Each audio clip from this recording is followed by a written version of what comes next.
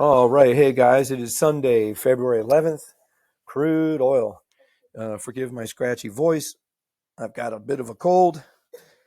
Thank you. Thank you to my children for being so generous and giving me a nice cold. You know how that goes if you're a parent. So, anyway, let's look at crude oil real quick. Long time frame.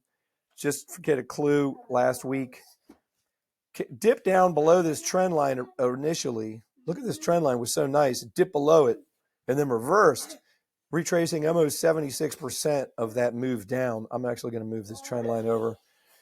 So, I mean, look at this, just up, down, right in this region right here. So maybe it's time it's turn for the down.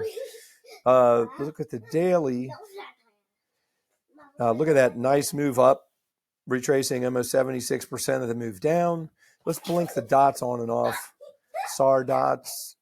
All right, we still got two up dots on the daily. Let's see if that holds, what kind of dot we get tomorrow. Looking at the 144-minute chart, this is just Elliott wave stuff. Actually, I'm not going to talk about that too much.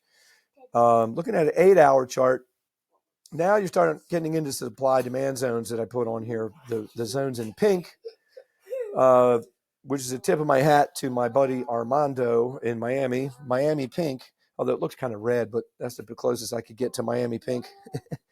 Armando is really great at teaching about supply demand and how to trade those zones. That's the 8-hour. Let's just drill down and get something a little more relevant. I'm a scalper day trader. So if you look at the 4-hour, look at the technicals down here. I mean, that's embedded, man. Just pegged. Friday was just crazy bullish. Had some nice whipsaw. Had some real good signals from Elliott Wave in this blue box right here, which was wave 4, but also had a supply demand zone there, which I took off because I think it's been hit enough times. My thought is that if this comes back down, it'll keep going, but that's just my bias. And the supply demand up here, price came up and just kept tagging that. It kept getting rejected. Let's go down one more level, 1 hour. Now you can see a little more detail. This is also an Elliott Wave thing. This was a ratio. I'm not going to talk too much about it, but it was a great clue, but it coincided with a supply demand zone as well. So where we're at right now is if this comes back up into this zone right up here, I very well may attempt a short scalp, looking for 20 to 80 points only. What I like to do is take off half at 20 immediately and then protect. That's another thing that Armando, my friend, is really big on, so I'm learning from that. But anyway, if you're an LA Wave guy, A equals C gets you to here.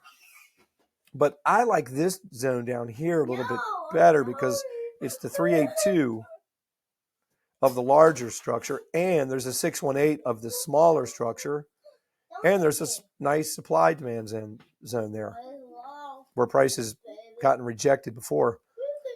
Excuse me. So, I don't know. It could also, another idea is, watch this. 1, 2, 3, 4, 5.